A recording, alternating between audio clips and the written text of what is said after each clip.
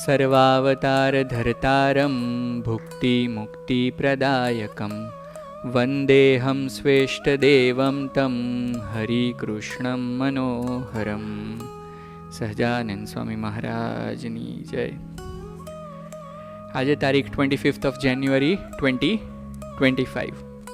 આપણે last time સુરાખાચરની વાત કરી અને બધા બાળકોએ રિપીટ કર્યું. મહારાજે છે ને 1878માં અમદાવાદમાં કાળુપુરમાં નરનારાયણ દેવનું મંદિર સ્થાપ્યું. ઓકે. અને આખા સંપ્રદાયમાં સ્વામિનારાયણ ભગવાનને કારણે, ભગવાનના પ્રતાપને લઈને આખા ગુજરાતમાં તમે જોઈ લો તો કોઈ બી જગ્યાએ જાઓ તો સ્વામિનારાયણ ભગવાનનો જય જયકાર થવા માંડ્યો. કેમ કે આવડું મોટું સરસ મંદિર કર્યું ભગવાને. ભગવાનનો પ્રતાપ એવો હતો, સંતો ભક્તોના જીવન એવા હતા અને બધા સત્સંગીઓના ધર્મ નિયમ એવા હતા કે કોઈ પણ જગ્યાએ ક્યાંય પણ જાય ને વ્યક્તિઓ તો બધા સ્વામિનારાયણનો જય જયકાર કરે. બધાને સ્વામિનારાયણના ભક્તો સારા લાગે, સ્વામિનારાયણના સંતો સારા લાગે.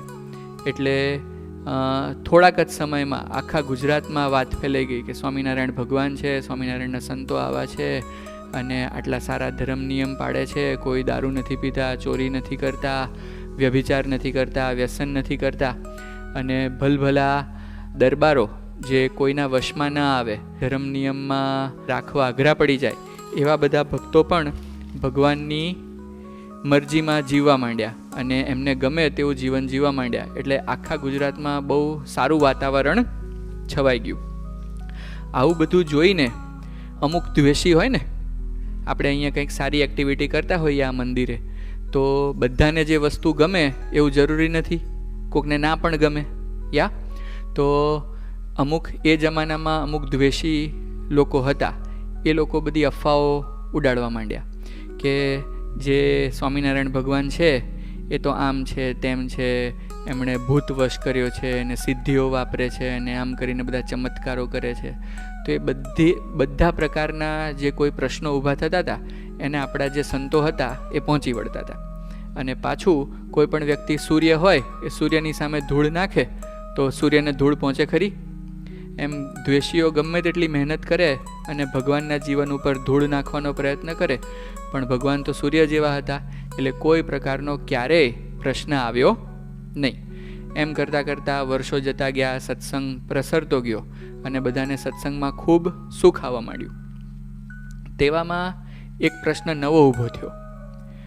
લોકો એવું કહેવા માંડ્યા, દ્વેષી જે ધર્માચાર્ય હોય બીજા પંથોના, એ લોકો એવું કહેવા માંડ્યા કે ભગવાન સ્વામિનારાયણ છે એ તો બ્રાહ્મણ નથી. એ કોણ છે? મોચી છે.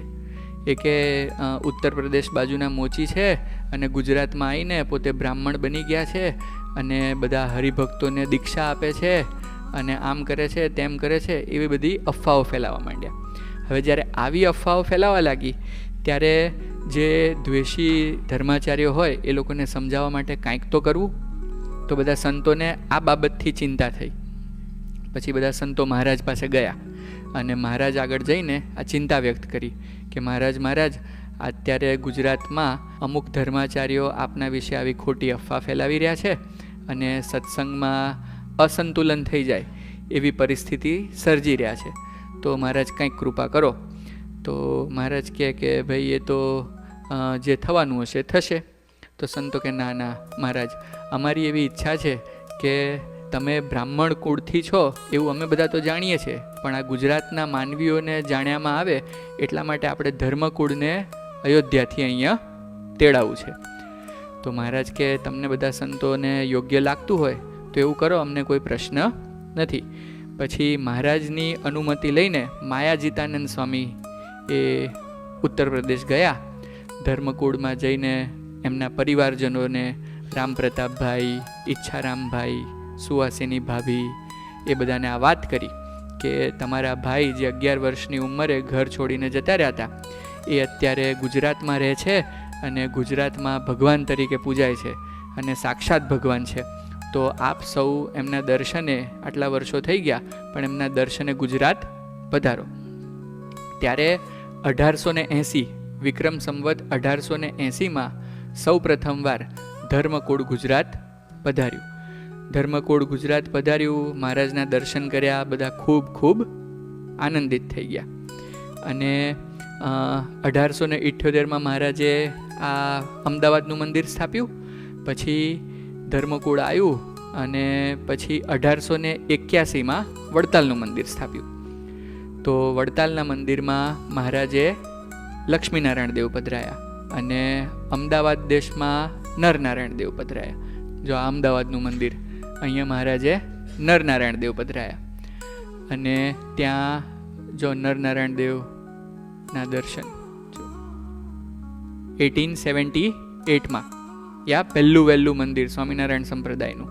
અને પછી 1881માં વડતાલનું મંદિર, વડતાલમાં મહારાજે લક્ષ્મીનારાયણ દેવ, હરિકૃષ્ણ મહારાજ, ધર્મભક્તિ વાસુદેવ વગેરે દેવો પધરાયા. એક સમયે મહારાજને એવો વિચાર આવ્યો કે આપણે આ મંદિરો સ્થાપ્યા, દેવો પધરાયા, આટલો સરસ સત્સંગ સ્થપાયો છે અને જીવ અક્ષરધામને પામે એવો કલ્યાણનો માર્ગ આપણે સ્થાપ્યો છે, પણ અમે ધામમાં જતા રહીએ પછી એને આગળ કઈ રીતે વધારવો?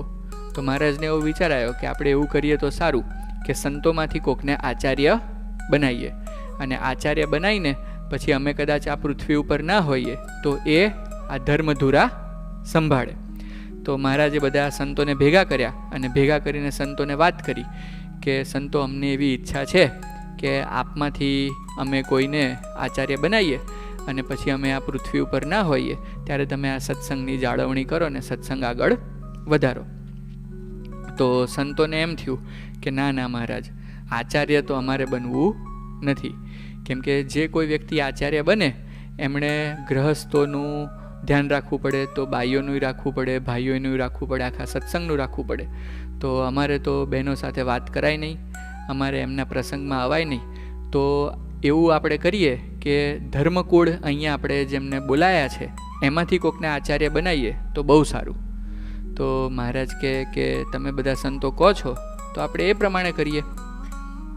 પછી વિક્રમ સંવત 1882માં વડતાલ જે સ્વામિનારાયણ મંદિર આપણને અત્યારે દર્શન થયા, એ મંદિરના પાછળના ભાગમાં મહારાજે બહુ મોટી સભા કરી.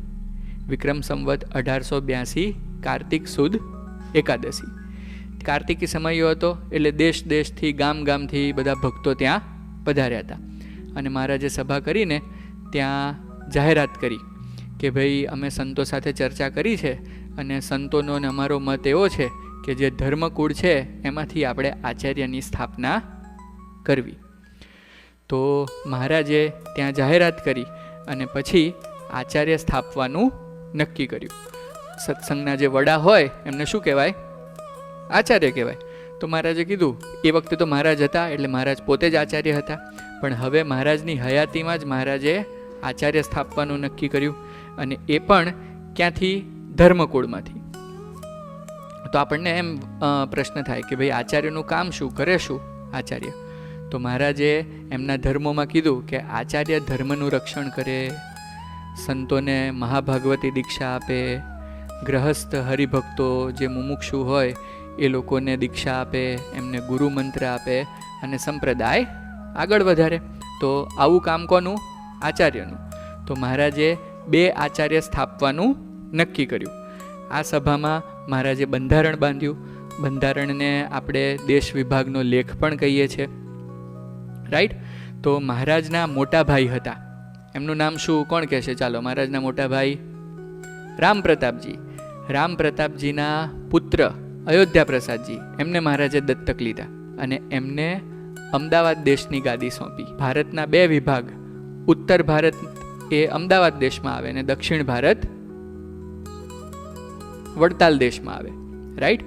તો અમદાવાદના આચાર્યની પદવી મહારાજે રામપ્રતાપભાઈના મોટા પુત્ર અયોધ્યા પ્રસાદજીને આપી અને વડતાલ દેશની ગાદી ઉપર ઈચ્છારામભાઈના પુત્ર, એમનું નામ શું?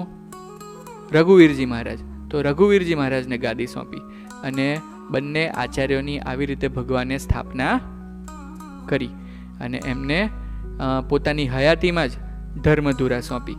પછી આ બંને આચાર્યોને જ્યારે મહારાજે નિયુક્ત કર્યા ત્યારે એમને બધા નિયમો કીધા કે હવે પછી સંપ્રદાયમાં કોઈ પણ જગ્યાએ મંદિર થાય ત્યારે મંદિરમાં આપશ્રીઓએ પ્રતિષ્ઠા કરવી, ભગવાનની આરતી ઉતારવી, પછી સેવા પૂજાની રીત પ્રવર્તાવવી, સત્સંગીઓને દીક્ષા આપવી. તો મહારાજની આજ્ઞા પ્રમાણે મહારાજે મંદિરોમાં પ્રતિષ્ઠા કરવાની અનુમતિ કોને આપી છે? આચાર્ય મહારાજને. કોઈ પણ વ્યક્તિ મંદિરમાં જઈને પ્રતિષ્ઠા કરે તો એ પ્રતિષ્ઠા મહારાજની આજ્ઞા પ્રમાણે કહેવાય નહીં. બરાબર? પછી મહારાજ શ્રી જે આચાર્ય મહારાજ હોય એ પુરુષ ભક્તોને દીક્ષા આપે અને પુરુષ ભક્તોને ગુરુ મંત્ર આપે. જ્યારે બાઈ જે હરિભક્તો હોય, સ્ત્રી હરિભક્તો હોય, તેમને આચાર્ય મહારાજ શ્રીના જે ધર્મપત્ની હોય, ગાદીવાળા આપણે જેમને કહીએ, તે એમના પતિની સંમતિથી દીક્ષા આપે અને ગુરુ મંત્ર આપે. એવી આખી પ્રથા ભગવાન સ્વામિનારાયણે પોતાની હયાતીમાં 1882માં બાંધી. જ્યારે રામાનંદ સ્વામી ધર્મદેવ અને ભક્તિ માતાને મળ્યા હતા ત્યારે ધર્મદેવ અને ભક્તિ માતાએ પણ રામાનંદ સ્વામી પાસેથી દીક્ષા લીધી હતી. અને રામાનંદ સ્વામીએ ધર્મદેવ અને ભક્તિ માતાને કહ્યું હતું કે તમારી પાસે કોઈ મુમુક્ષુ વ્યક્તિ આવે તો આપ બંને તેમને દીક્ષા આપજો. એટલે મહારાજે અને સંતોએ તો આ ઘણા વર્ષો પછી કર્યું, પણ આ આપણી જે ઉદ્ધવ સંપ્રદાયની પરંપરા છે એ રામાનંદ સ્વામી ધર્મદેવ અને ભક્તિ માતાને સોંપીને જ ગયા હતા કે તમારે એમને દીક્ષા આપવી, મંત્ર આપવો અને ભગવાનના માર્ગ ઉપર આગળ ચલાવવા. તો મહારાજ તો સાધુ રૂપે હતા, એમણે તો લગ્ન કર્યા નહોતા. એટલે મહારાજે શું કર્યું? રામ પ્રતાપભાઈના પુત્રને દત્તક લીધા, ઈચ્છારામભાઈના પુત્રને દત્તક લીધા અને પછી પાછી પરંપરા આગળ ચલાવી. આપણા જે આદિ આચાર્ય છે, અમદાવાદ દેશના આચાર્ય, શું આદિ આચાર્યનું નામ અમદાવાદ દેશના કોણ કહેશે? હમણાં જ આપણે વાત થઈ, અયોધ્યા પ્રસાદજી મહારાજ, જેમને નરનારાયણ દેવ જે આપણું મંદિર છે કાળુપુરમાં તેના ગાદીપતિ તરીકે મહારાજે સ્થાપ્યા. એમની આપણે થોડીક માહિતી, એમનો પરિચય મેળવી લઈએ. એમનો જન્મ વિક્રમ સંવત 1865માં થયો હતો, જેઠ સુધી એકાદશીને દિવસે. એ દિવસે તારીખ હતી 25 મે 1809, ગુરુવારનો દિવસ હતો. અને તેમનો જન્મ લોહગંજગીરી નામનું ગામ છે ત્યાં થયો હતો. પિતાનું નામ તો આપણને ખબર જ છે, રામ પ્રતાપભાઈ, અને માતાનું નામ હતું સુવાસિની ભાભી. બરાબર? સુવાસિની બાઈ. યા. અને એમના 2 મોટા ભાઈ હતા, એક નંદરામજી અને બીજા ઠાકોરરામજી. સંવત 1980માં સૌ પ્રથમવાર ધર્મકુળ સાથે માયાજીતાનંદ સ્વામી આમને પણ વડતાલ લાવ્યા હતા, ગુજરાત લાવ્યા હતા. અયોધ્યા પ્રસાદજી મહારાજ હતા એ ખૂબ નિર્માની સ્વભાવના હતા અને ખૂબ ભક્તિભાવવાળા હતા. પછી નિયમ ધર્મમાં પણ એમને ખૂબ દ્રઢતા હતી અને એમણે ભગવાનનું ભજન ભક્તિ કરીને બહુ સરસ આત્મનિષ્ઠા દ્રઢ કરી હતી. તો એકવાર બન્યું એવું કે અવધ ભુવનમાં અયોધ્યા પ્રસાદજી મહારાજ ભગવાનની માનસી પૂજા કરતા હતા અને માનસી પૂજા કરતાં કરતાં ભગવાનની મૂર્તિમાં એટલા બધા નિમગ્ન થઈ ગયા, એટલા બધા ડૂબી ગયા કે એમને પોતાના દેહનું ભાન રહ્યું નહીં. અને એમની પીઠ ઉપર એક વીંછી ચડી ગયો અને વીંછીએ મહારાજશ્રીને ખૂબ ડંખ માર્યા. પણ એટલા બધા ભગવાનમાં પ્રેમાતુર થઈ ગયા હતા અને ભગવાનની મૂર્તિમાં ખોવાઈ ગયા હતા કે વીંછીનો ડંખ વાગ્યો એ પણ એમને અનુભવાણું નહીં. પછી કલાક એક પછી એમને ભાન આવ્યું ત્યારે ખબર પડી કે આ વીંછી મને કરડ્યો છે. અને સંતો ભક્તોએ જેણે જેણે એના દર્શન કર્યા એમને બહુ આશ્ચર્ય થયું કે આ મહારાજ શ્રી ભગવાનમાં કેવા પ્રેમાતુર બનીને એકમેક થઈ ગયા કે એમને વીંછીએ ડંખ માર્યો તો પણ કાંઈ ખ્યાલ આવ્યો નહીં. એવી અયોધ્યા પ્રસાદજી મહારાજને આત્મનિષ્ઠા દ્રઢ હતી ભગવાનની કૃપાથી. અયોધ્યા પ્રસાદજી મહારાજને શ્રીજી મહારાજે માત્ર 17 વર્ષની ઉંમરે જ આચાર્યની ગાદી સોંપી દીધી હતી. વિચાર કરો, અત્યારે 17 વર્ષના કોઈ વ્યક્તિ હોય એને કોઈ સંપ્રદાય સોંપી દે તો એ ચલાવી શકે ખરા? ના ચલાય. 17 વર્ષમાં કશી ખબર જ ના પડતી હોય અને આવડી મોટી સંપ્રદાયની ધર્મધુરા સોંપી દીધી. તો આના ઉપરથી આપણને એવું સમજવા મળે કે જે આચાર્યો હતા એ કોઈ સામાન્ય મનુષ્ય હતા નહીં. કેવા હતા? દૈવી હતા. ભગવાનની ખૂબ કૃપાના પાત્ર હતા. ત્યારે 17 વર્ષની ઉંમરે આચાર્ય પદ સંભાળી શકે ને. અયોધ્યા પ્રસાદજી મહારાજે 42 વર્ષ સુધી આચાર્યનું પદ શોભાવ્યું, અમદાવાદની ગાદી શોભાવી. અને શ્રીહરિના સ્વધામ ગમન બાદ સદગુરુ શ્રી ગોપાળાનંદ સ્વામી, બ્રહ્માનંદ સ્વામી, નિત્યાનંદ સ્વામી, અદ્ભુતાનંદ સ્વામી, ભૂમાનંદ સ્વામી, ભાયાત્માનંદ સ્વામી વગેરે જે કોઈ મોટા મોટા સંતો હતા એ લોકોની સાથે મળીને, એ લોકોની સલાહ લઈને સંપ્રદાયને આગળ વધાર્યો. આચાર્ય મહારાજને ઘણા લોકો પૂજતા, પણ તેમનું જીવન ખૂબ સાદગી ભર્યું હતું.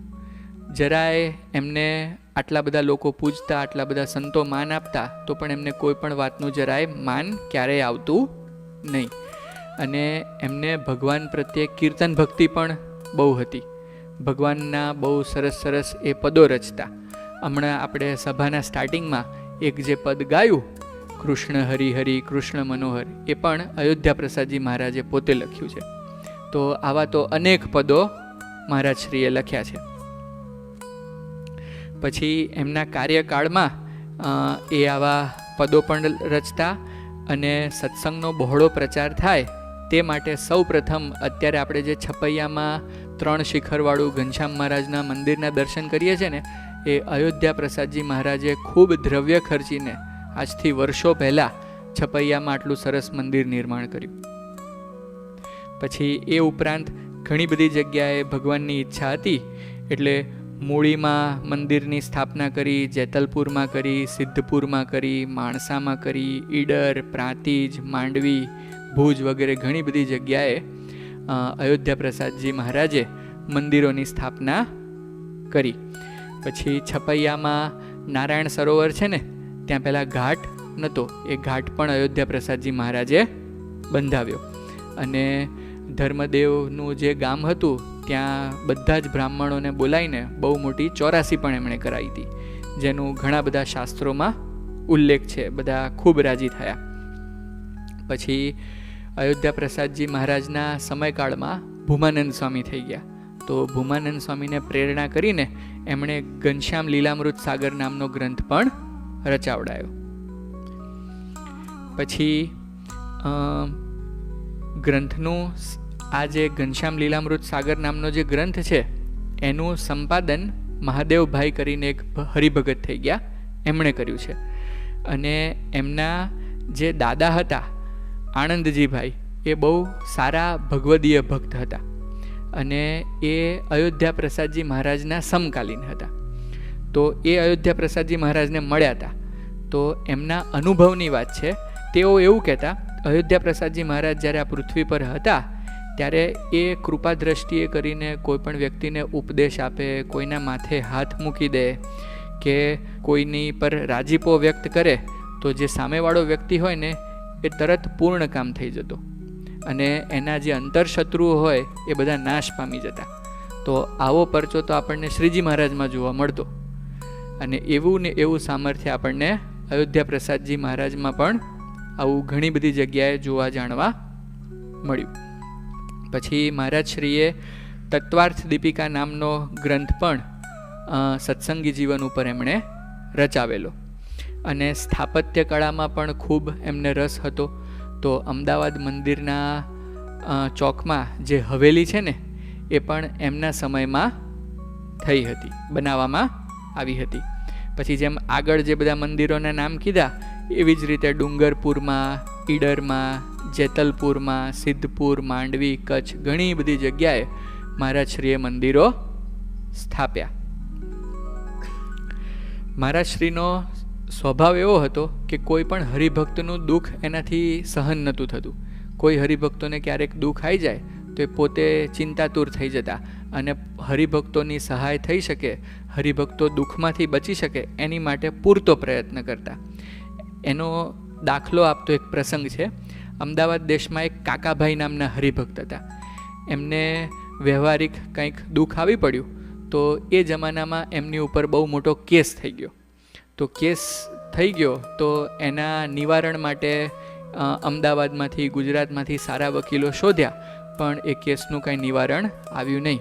પછી મહારાજશ્રીએ કાકાભાઈ ઉપર હેત હતું અને બહુ સારા હરિભગત હતા, તો છેક ઇંગ્લેન્ડથી વકીલ બોલાવ્યા અને કેસ જીતાવડાયો.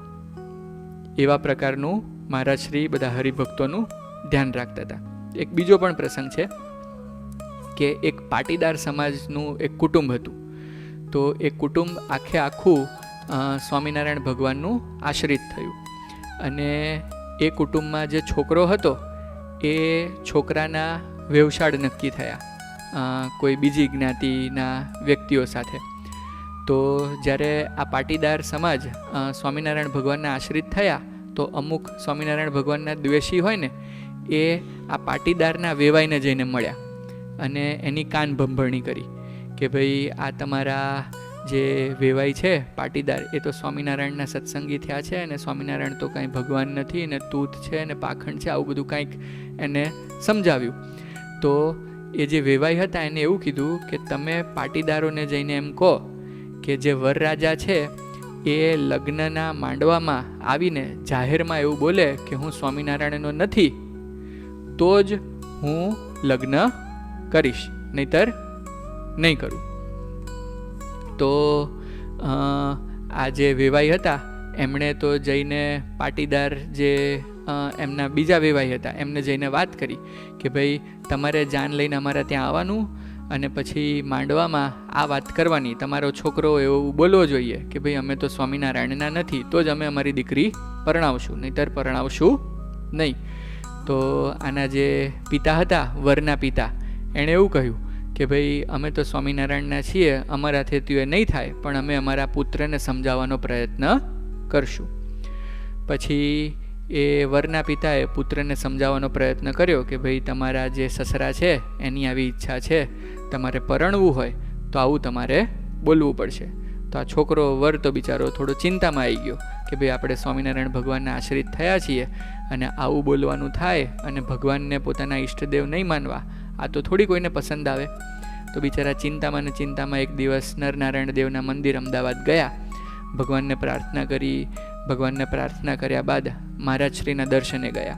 મહારાજશ્રીના દર્શને ગયા અને મહારાજશ્રી આનું મોઢું જોયું તો મહારાજશ્રીને તરત કળાઈ ગયું કે આ મારો હરિભગત કંઈક દુઃખમાં હોય તેવું લાગે છે. પછી મહારાજશ્રીએ ખૂબ પ્રેમથી એને પૂછ્યું કે ભાઈ શું ચિંતા છે, શું તકલીફ છે, અમને જણાવો. એટલે આણે જે વાસ્તવિકતા હતી તે કહી. પછી મહારાજશ્રીએ પૂછ્યું એમને કે ભાઈ તમારી પર આવી મુશ્કેલી આવી છે અને તમારા વેવાઈની આવી ઈચ્છા છે સસરાની કે તમે આવું બોલો, તો તમે શું વિચાર્યું છે, તમારે શું કરવું છે? તો કે મહારાજશ્રી હું તો સ્વામિનારાયણ ભગવાનનો આશ્રિત છું અને હું સ્વામિનારાયણ ભગવાનને મૂકવાનો નથી.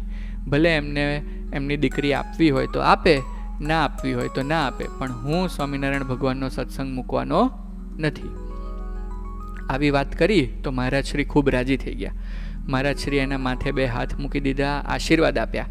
અને જે ગામના પેલા વેવાઈ હતા, દ્વેષી વેવાઈ, એ જ ગામના એક બીજા સારા હરિભગત હતા. એ હરિભગતને તાત્કાલિક બોલાયા અને બોલાવીને એ હરિભગતને ભલામણ કરી કે આ જે છોકરો છે એ બહુ ડાયો છે, સત્સંગી છે, પાટીદાર છે, તમારી નાતનો છે, એટલે આ ફલાણી તારીખે એ આપના ગામમાં આમની સાથે લગ્ન કરવા આવવાનો છે, તો ત્યાં આવે અને કોઈ કારણોસર એના લગ્ન ન થાય તો તમે તમારી દીકરી એને પરણાવજો.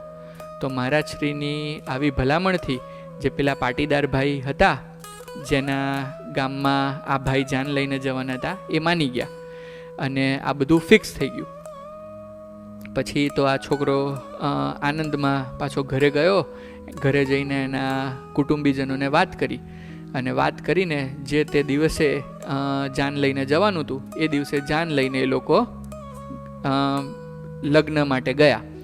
લગ્ન માટે ગયા ત્યારે પેલા વેવાઈએ પાછું નાટક શરૂ કર્યું અને કહ્યું કે ભાઈ તમારો છોકરો જાહેરમાં આ બધા સંબંધીઓની વચ્ચે જ્યાં સુધી એવું ના કે હું સ્વામિનારાયણનો નથી ત્યાં સુધી અમે અમારી છોકરીને પરણાવશું નહીં.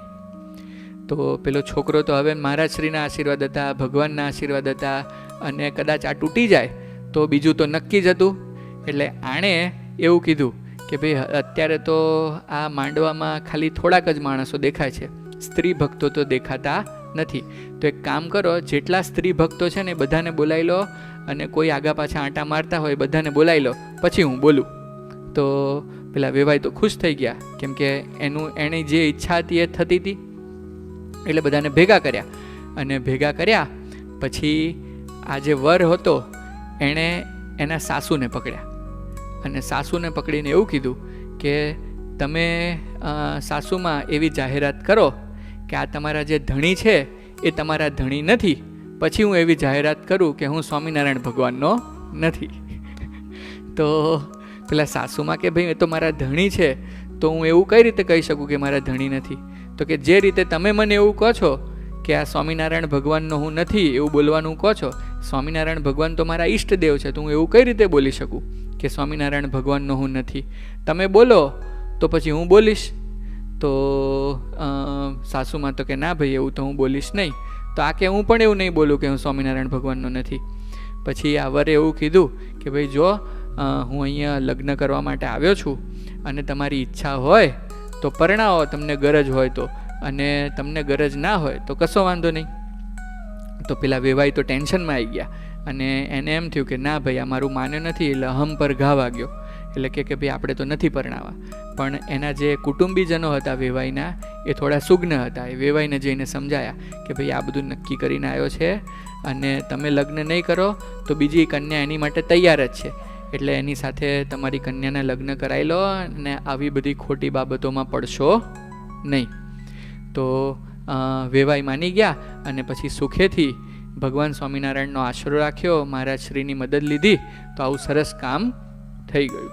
તો આવા પ્રકારની અનેક મદદ અયોધ્યા પ્રસાદજી મહારાજ અમદાવાદ દેશમાં રહ્યા ઘણા હરિભક્તોની એમણે કરી, અને ધર્મ નિયમમાં બધાને દ્રઢતા રખાવતા. આપણે જો સ્ટાર્ટિંગમાં વાત કરી કે આચાર્ય મહારાજની ડ્યુટી શું, તો ધર્મનું રક્ષણ કરવું તે એમની ફરજ છે. તો આવી રીતે આ હરિભક્તની આવા ઘણા બધા હરિભક્તોની ધર્મની રક્ષા મહારાજશ્રીએ કરી અને કરાવી. તો આજે આપણે શું શું શીખ્યા, શું શું આપણે જાણ્યું કે ભાઈ મહારાજે 2 આચાર્યની સ્થાપના કરી, એમાં એક અમદાવાદ દેશમાં અયોધ્યા પ્રસાદજી મહારાજની, અને વડતાલ દેશમાં રઘુવીરજી મહારાજની. આજે આપણે અયોધ્યા પ્રસાદજી મહારાજ વિશે જાણ્યું. હવે નેક્સ્ટ સભામાં ક્યારેક આપણને સમયની અનુકૂળતા હશે તો રઘુવીરજી મહારાજ વિશે પણ જાણીશું. આવતી 28મી તારીખે એટલે 2-3 દિવસ પછી આપણા આચાર્ય મહારાજ શ્રી પરમ પૂજ્ય ધર્મ ધુરંધર 1008 આચાર્ય શ્રી રાકેશ પ્રસાદજી મહારાજને નો ગાદી અભિષેક થયો, એને 22 વર્ષ પૂરા થઈ રહ્યા છે. તો આજે આપણે અહીંયા મંદિરમાં મહારાજની સમક્ષ મહારાજશ્રીનું પૂજન કરવું છે. તો આજની સભાને આટલી રાખીએ, અને પછી સૌ આપણે હરિભક્તો મહારાજશ્રીના પૂજનમાં જોડાઈએ. શ્રીપતિમ શ્રીધરમ સર્વદેવેશ્વરમ ભક્તિધર્માત્મજમ વાસુદેવમ હરે માધવમ કેશવમ કામદમ કારણમ શ્રી સ્વામિનારાયણમ નીલકંઠમ ભજે. સહજાનંદ સ્વામી મહારાજની જય.